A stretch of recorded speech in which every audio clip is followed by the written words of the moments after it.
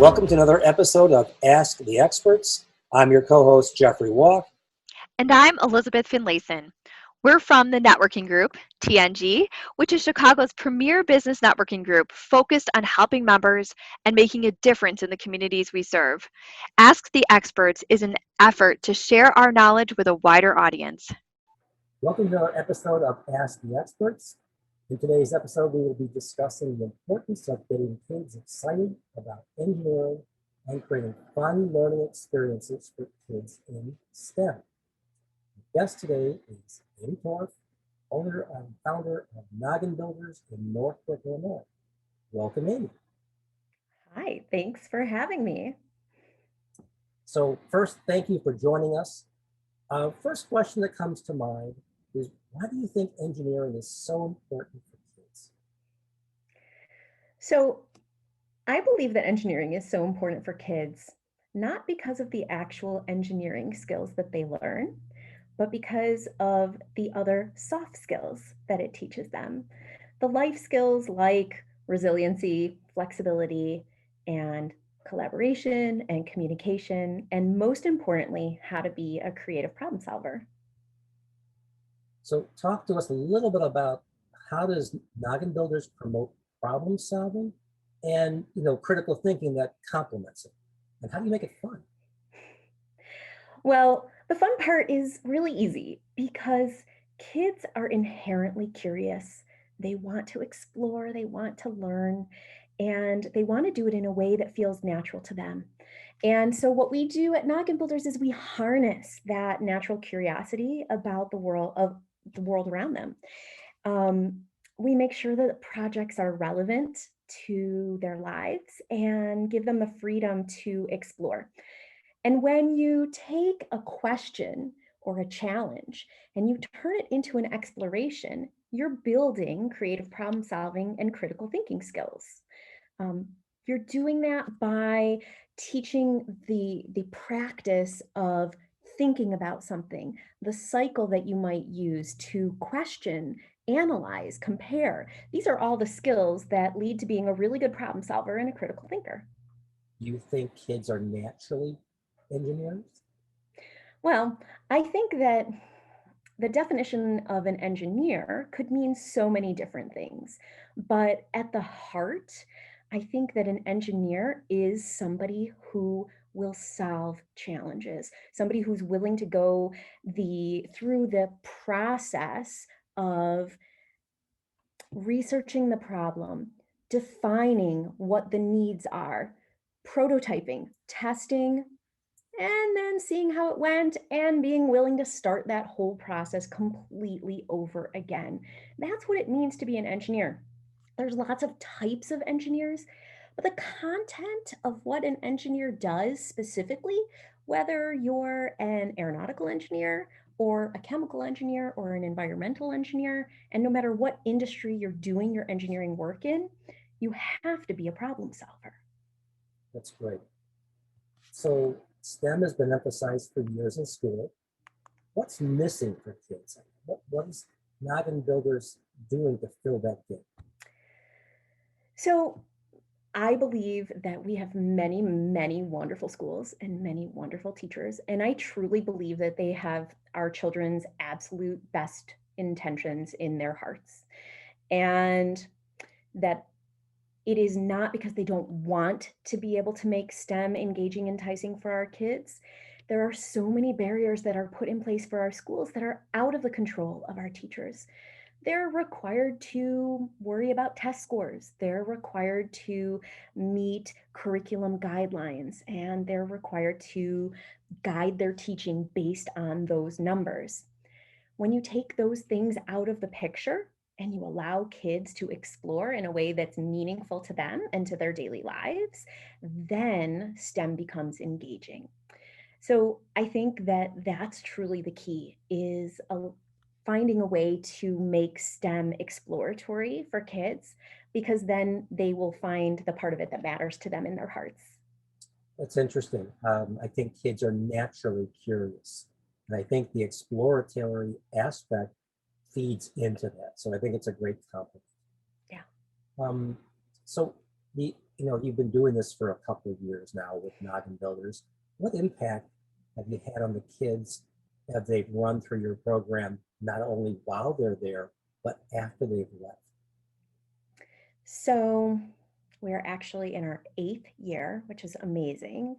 And we were just having a celebration with some of the kids that are in our STEM program, that are in our competitive STEM program.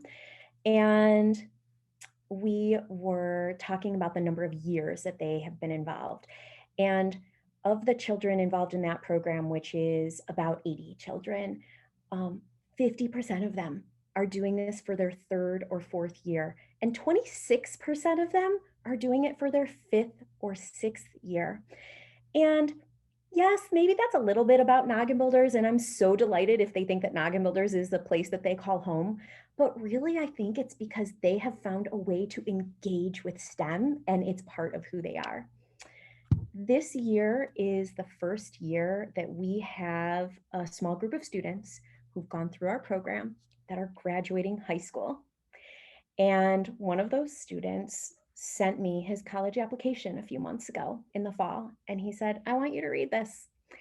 And when I did, I was absolutely in tears because his college application was an essay about why he was ready for college, because he had become a creative problem solver through his STEM experiences at Noggin Builders.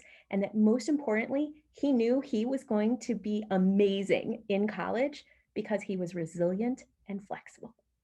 Wow, resiliency and flexibility are like the hallmarks for surviving in a world of Yeah. so much change. So I think that's fantastic. When the kids go through the programs, what's the response from the parents and what do they see in their kids? And have they gone through a transition of, oh my God, math and engineering and science and it's scary or I'm afraid of it? How does that transition, how does that manifest itself? So I definitely have heard more than once when a parent has brought their child in and said, I don't get this. I wasn't a math and science kid when I was a kid. So I don't know why my kid likes this.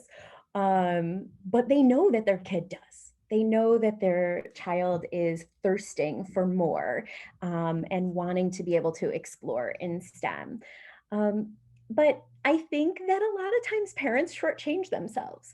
It's not that they weren't good at math or science. They weren't taught in the right way. They weren't given the opportunity to be inspired by it. And one of the really fun things that I've seen is parents' faces light up when children will bring home a project and they'll play with it at home. And all of a sudden, the parents get excited about STEM because it's never too late to get engaged.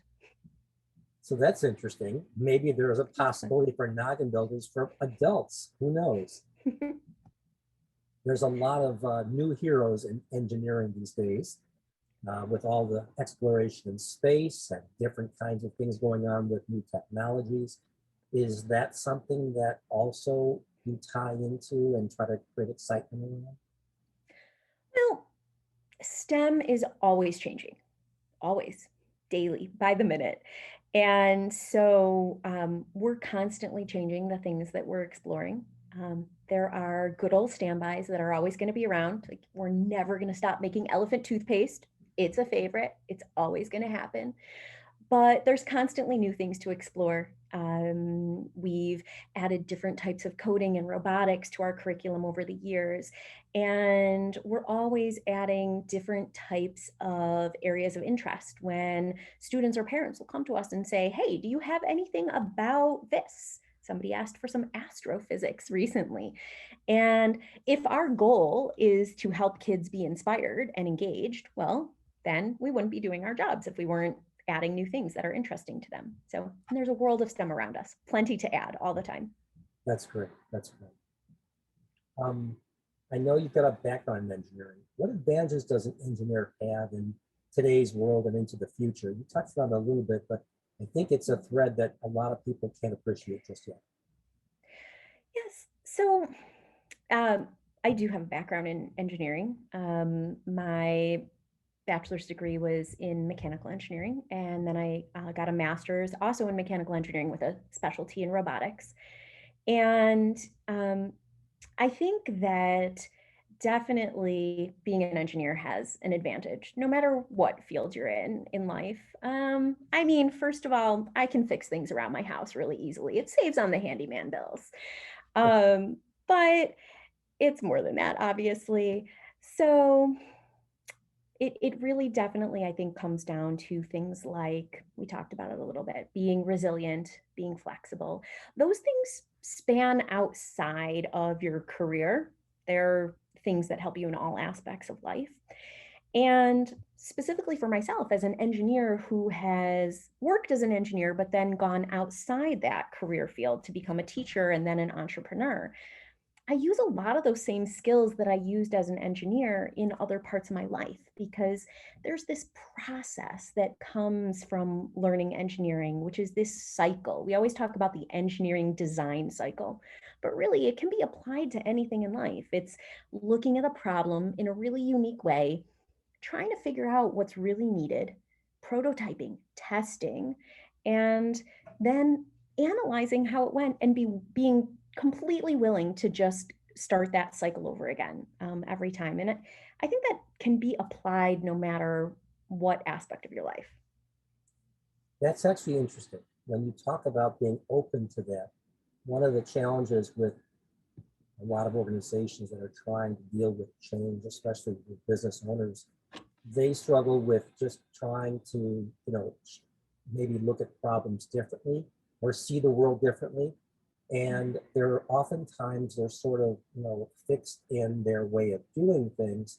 And I think what you're saying is that engineering, or at least an engineering mind, has a little bit easier time to maybe be open to maybe relearning or unlearning what they thought they knew. Well, one of my favorite questions to ask in life and to teach people to be able to ask is, how might we? And it introduces this idea of brainstorming. And a lot of people are familiar with the idea of brainstorming, but when you study creative problem solving methods and you practice creative problem solving methods, which is a key part of the engineering process, you learn to brainstorm in a different way with this how might we question. And like you're saying, it teaches you to be open to thinking about so many possibilities, different than you might if you had a more focused view. I think that's great. And I think it's actually a critical skill because things are changing so much.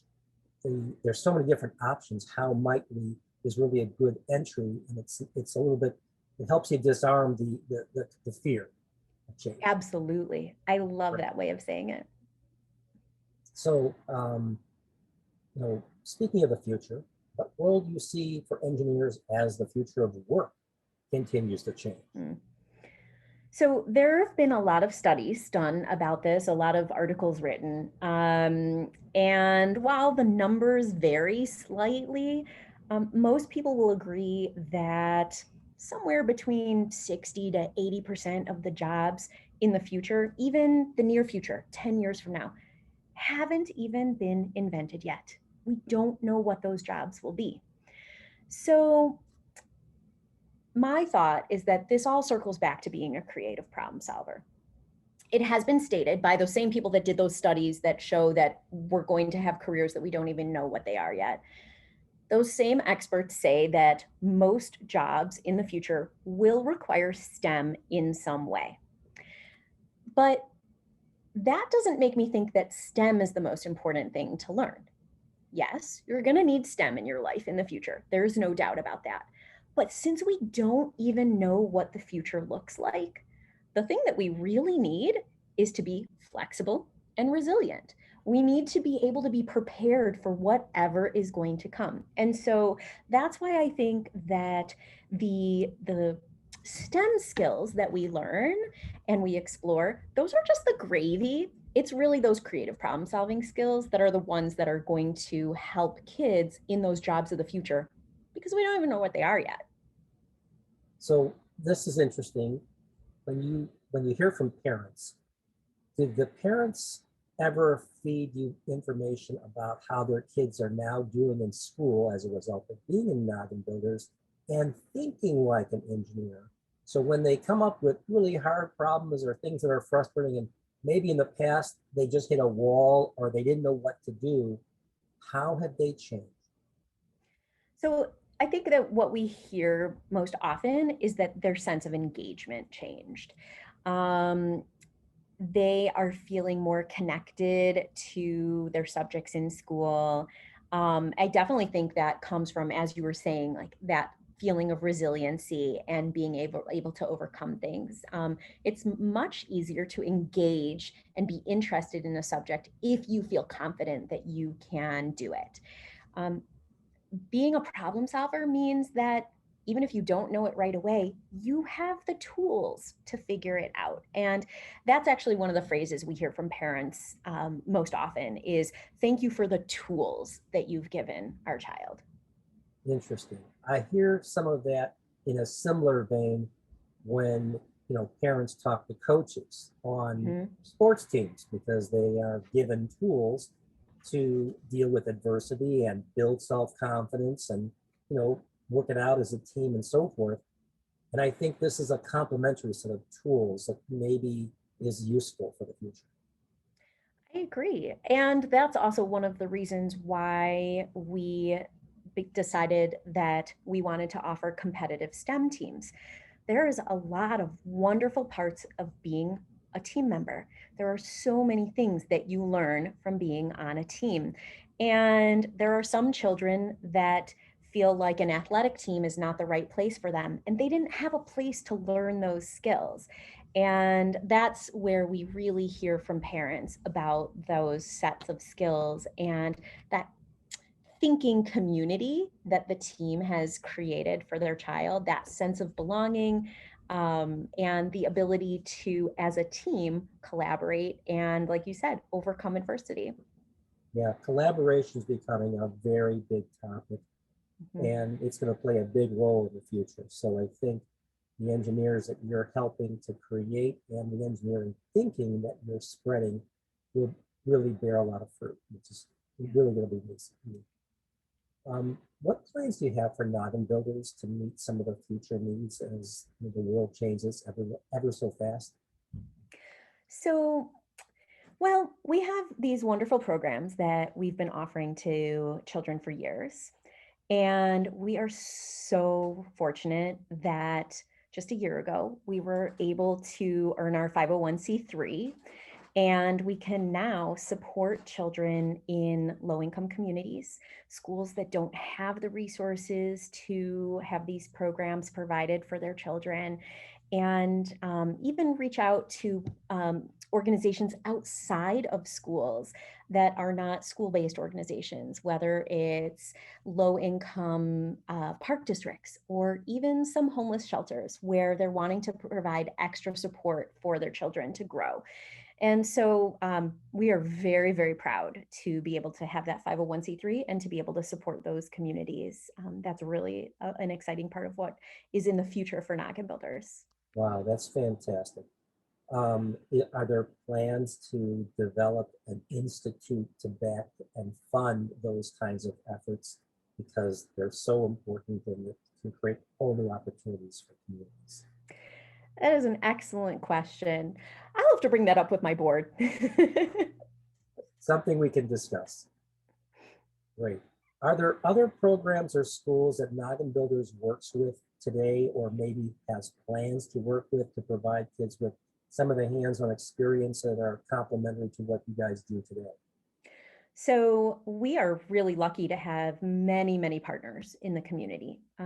We work with a large number of the public schools to offer STEM enrichment for their children after school. We also work with a large number of preschools in the area and park districts as well. We love that these organizations have reached out to us and asked for our support in the areas of STEM because we understand that as an organization, you can't have the resources for everything. You may not have the tools to create the curriculum. You may not have teachers educated in that area of focus. And so we're really delighted that these organizations have decided to partner with us, because we believe that it's one of the best ways that we can help share STEM with as many children as possible. That's awesome. That's awesome. Do you have any plans for expanding into new areas or topics across STEM? I mean, obviously, you said before, there are a lot of things changing. There's so many different areas to go into. Are there some topics that you're going to start to explore more simply because they're more relevant and mainstream? Well, I would say definitely robotics and coding has become of greater interest. There is a lot of research that has been going on for many years. It's not particularly new, but it is coming more to the forefront in terms of people's interests and the urgency of it. And the realization that coding is a language, and language acquisition needs to happen really early. So, for example, we're starting to bring coding into our program at a younger and younger age. Even preschoolers, 3 and 4 years old, will do coding activities so that they can start learning that inherent language of what it is to code. That's great.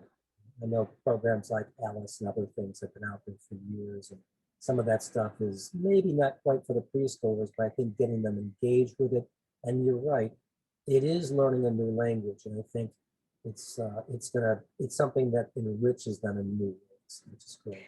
It is. And I think that a lot of people, it's just one example of how parents sometimes feel a little nervous or scared about having something for their children that they don't necessarily understand themselves. Because let's face it, we didn't grow up learning coding in school.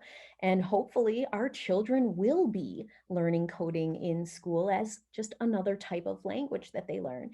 But I think that it's a perfect example of something that makes parents feel a little bit nervous, but if they realize that it's just an everyday part of life and that there are so many activities they can do with their child that are just playful activities that they can do at home, which will encourage their child to have an engineering type mind, whether it's coding or math or science at home.